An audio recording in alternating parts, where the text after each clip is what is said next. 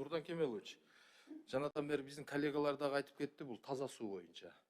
Таза суу эми эң чоң көйгөй да. Эми шаарда анчалык билинбеши мүмкүн, бирок жерлерде, региондордо кээ бир өмүрү таза суу ичпеген айылдар бар. Эми аны өзүңүз жакшы билесиз. Ошого бул көбүнчө ушул долбоорлорду арис аркылуу аткарылып атат. Арис боюнча сиздин оюңуз кандай?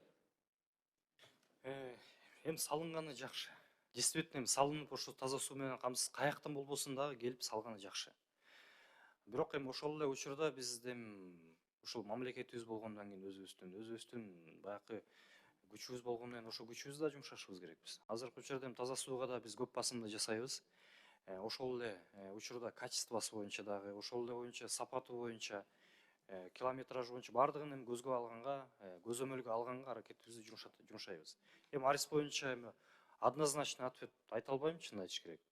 Муну да карап көрүшүбүз керекпиз. Бирок бир нерсени айтышыбыз керекпиз. Арис аркылуу салынып аткан объектилер биздин объектилерге караганда бир жагы дегенде 20–30%ке кымбат салынат. Эң туура белгиледиңиз да, себеби сиз конкреттүү айта албайм дебей, сиз айтышыңыз керек, өзүңүздүн пикириңизди айтышыңыз керек. Себеби бул арис катардагы эле бир подрядчик компания сыяктуу эле болуп атат.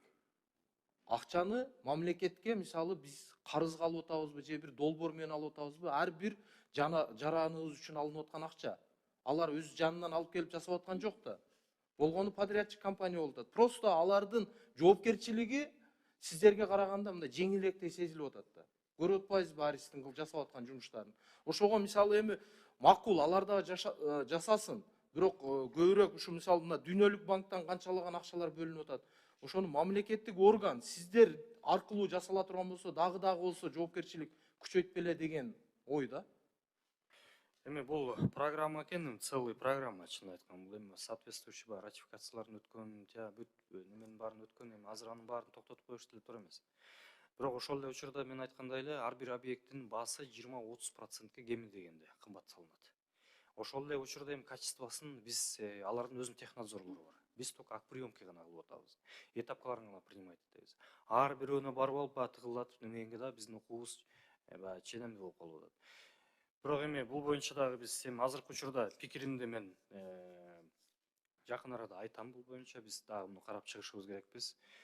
Мен ачыгын айтышым керекмин, ушу 3 ай ичинде бул арис боюнча баардыгын майдалап көңүл бурганга дайым, чын айтайын, жетишкен жок. Бирок буну дагы албетте карап, мына сизге толук элдин астында жооп берүүгө дайым болобуз. Рахмат, ушуга дагы көңүл бурсаңыз, келиңиз, долбооруңузду алып келиңиз. Биз урматтуу коллегалар менен биргеликте керек болсо президенттин деңгээлине чейин алып чыгалы, сураналы, айталы. Может, толук маалымат жетпей аткандыр. Ошого эми сиз ишеним менен келгенден кийин сиз жеткизип, сиз өз оюңузду айтышыңыз керек да. Биз жардам берели, келиңиз.